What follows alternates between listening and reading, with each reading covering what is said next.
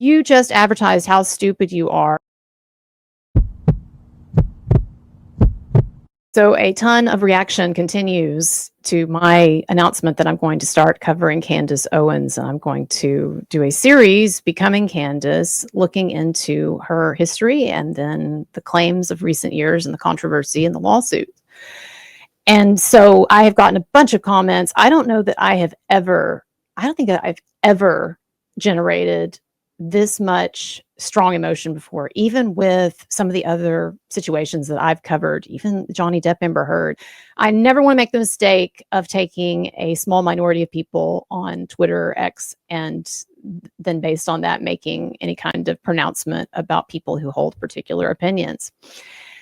But I will say that this is probably the highest level of outrage that I have ever generated. And then, of course, there are a ton of people who are cheering me on as well. But it has taken me by surprise for sure. And I've never gotten so many comments on my nose, like I said, as I've been getting recently. And some of the messages are hilarious, unintentionally hilarious, and some of them are a little bit on the scary side. So I'm going to show you some examples here. Okay, so this comment, this person says, the last name. Oh, and I like to imagine a really pretentious tone of voice to go along with this. Some kind of like idiotic asshole who doesn't know that they're an idiot, right? The last name Kurtz is primarily of German and Jewish Ashkenazic origin. No wonder. In other words, what they're saying is, oh, we got you. Your last name Kurtz. It's Ashkenazi Jew. You're Jew. No wonder you're criticizing Candace Owens, because there could not be any legitimate reasons to criticize her. Otherwise, I mean, her theories are just so absolutely airtight, and her conduct up to this point so beyond any kind of reproach that you would have to basically be a Mossad agent to have questions about any of it, really. So I know I was a little too mean here. I said, you just advertised how stupid you are. Colonel Kurtz is a character from the Coppola film Apocalypse Now. Did you think I was a colonel too? Now, in all fairness, I know that most people have not seen Apocalypse Now, nor do I look down on people who have not yet had the blessed opportunity to watch Apocalypse Now. It's a very artsy film. I'll say this. Don't go in expecting Top Gun. Colonel Kurtz, yes, is a character in that film. And I don't expect everybody to know that, or most people to know that. But for this person to see my name, to see Colonel Kurtz, and for it not to click that, I don't know, maybe this woman, this is not her real name. She's probably not a colonel. It sounds a little strange. Maybe it's a character. For this person to actually think that my last name was Kurtz, and then to lecture me in this like condescending, pedantic tone, it's really hilarious. And again, no, I don't think this is representative of Candace supporters as a whole. Absolutely not. Now, on the truly bizarre and slightly disturbing side, we have this text. This person was retweeting my announcement about my Becoming Candace series. And they write, breaking, Carnival Trailer Jew. I have no idea what that means. What? Y'all can help me out in the comments. I'm sorry, we don't talk about these types of things growing up in East Texas, Southern Baptist world, Bible Belt world. We just don't have these kinds of conversations. What is a Carnival Trailer Jew? But it says Carnival Trailer Jew. And of course, everybody's assuming, right, that I'm Jewish again, because apparently my nose. Carnival Trailer Jew uses mass media to declare as many as would not worship the image of the beast should be killed. Oh my God. I certainly am not endorsing or promoting or asking for anyone. But anyway, something about Antichrist, image of the beast, should be killed. Her first target is Candace Owens. And then we've got some scripture here, very helpful. Revelation 13:15. I need to look this up. And it says Greek word 1504, image equals icon 365 minus 1504 equals day 322. Of course it does. Yeah, so my response to that, let me know when the Haldol kicks in. Anyways. So I don't know what to say. I don't know what to say about all of that. But I do want to give you some updates on this.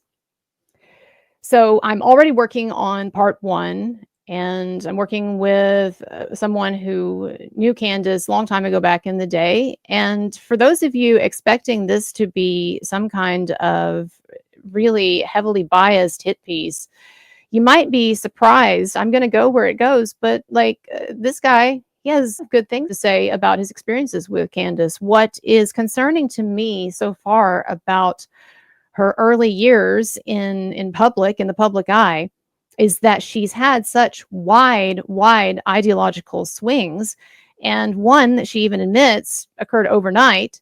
Again, not saying that can't happen, but I'm just trying to give a fuller picture of this person. So you'll be the judge of it, and you'll get very quickly with the first episode a sense of how I'm approaching things. Some of you have said, "Who the fuck are you?" I mean, I've gotten those comments too because I've been getting a lot of new attention with this, but some people are absolutely perplexed as to why this nobody is going to try to do a series on Candace Owens.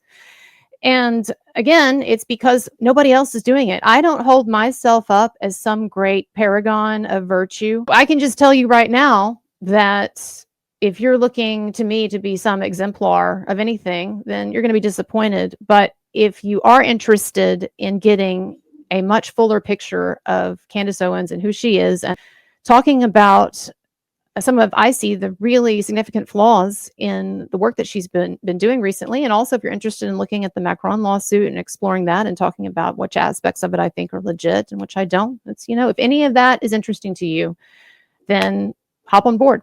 All right. And I want to say one more thing. I may have been flying under the radar for a number of you who don't know who I am, but I have been out here on YouTube and various other platforms now for almost 5 years, covering some really thorny situations and really controversial situations. And so this ain't my first rodeo.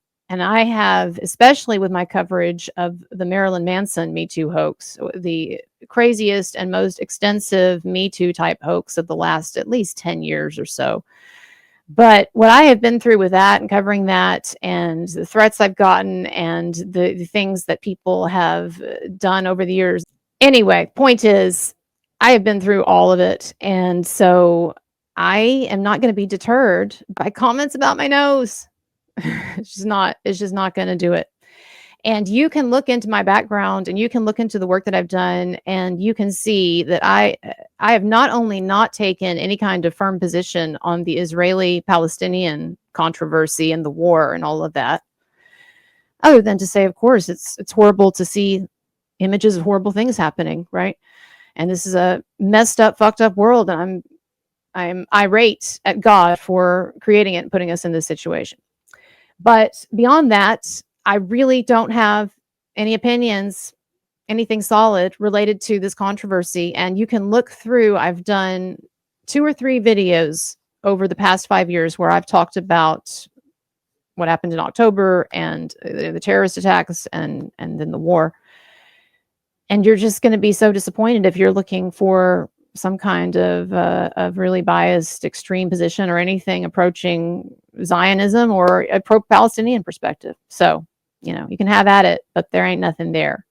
What I am is someone who has just gotten tired of seeing Candace Owens more or less go unchallenged. I know she's being sued, yes, but I do think that in a lot of ways, Candace Owens might be the modern day Joe McCarthy. And look, I know that there are some people on the right actually who argue that Joseph McCarthy was right. I don't want to get into that right now. I do disagree.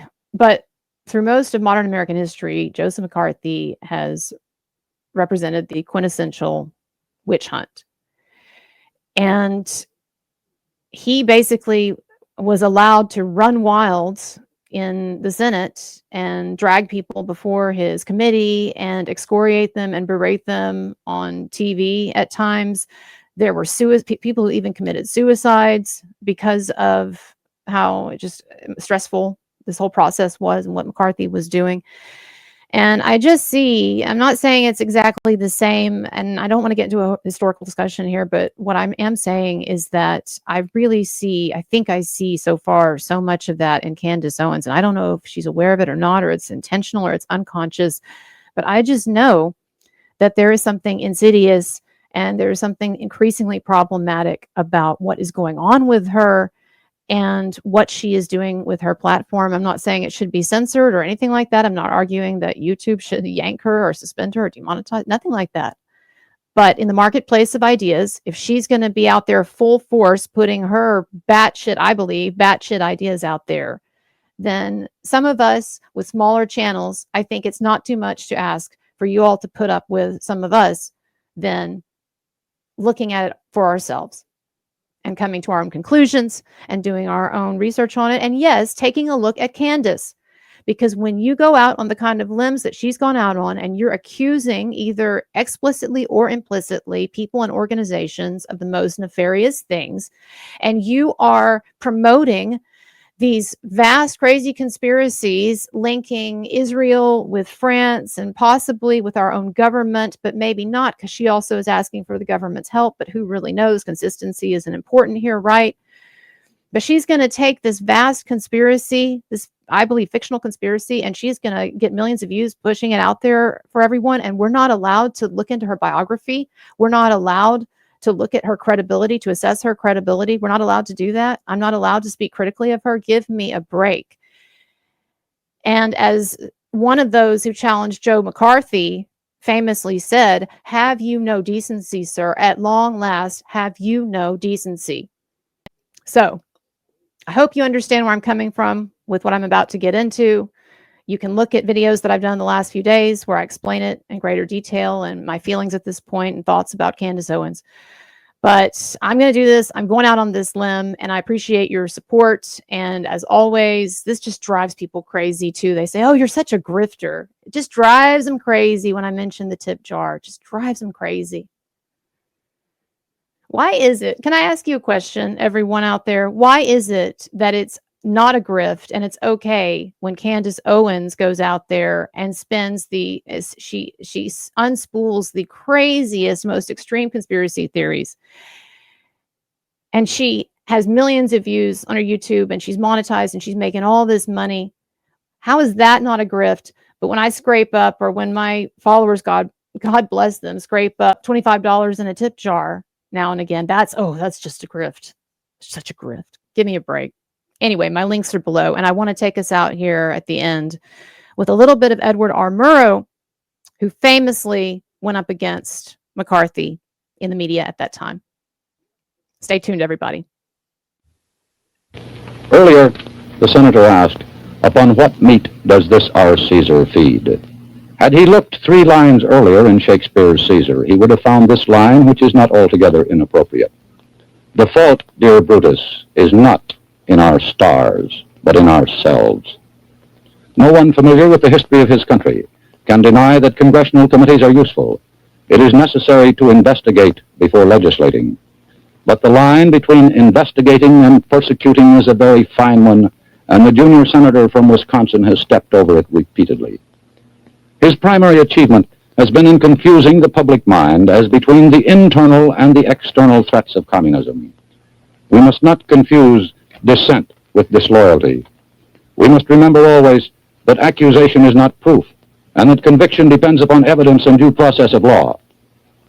We will not walk in fear one of another. We will not be driven by fear into an age of unreason if we dig deep in our history and our doctrine, and remember that we are not descended from fearful men, not from men who feared to write, to speak, to associate, and to defend causes that were for the moment unpopular. This is no time for men who oppose Senator McCarthy's methods to keep silent, or for those who approve. The actions of the junior senator from Wisconsin have caused alarm and dismay amongst our allies abroad, and given considerable comfort to our enemies. And whose fault is that? Not really his. He didn't create this situation of fear. He merely exploited it, and rather successfully. Cassius was right. The fault, dear Brutus, is not in our stars, but in ourselves. Good night, and good luck.